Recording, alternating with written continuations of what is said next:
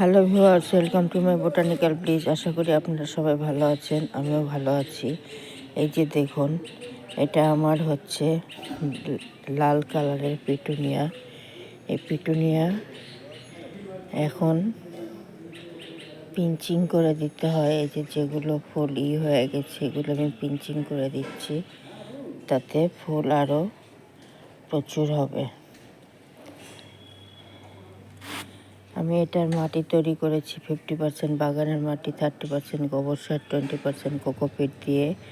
এইভাবে গাছ তৈরি করলে গাছ খুব সুন্দর এবং ভালো হয়। দেখতে পাচ্ছেন কত সুন্দর পিটুনিয়া। আমার কাছে কয়েকটা কালার আছে।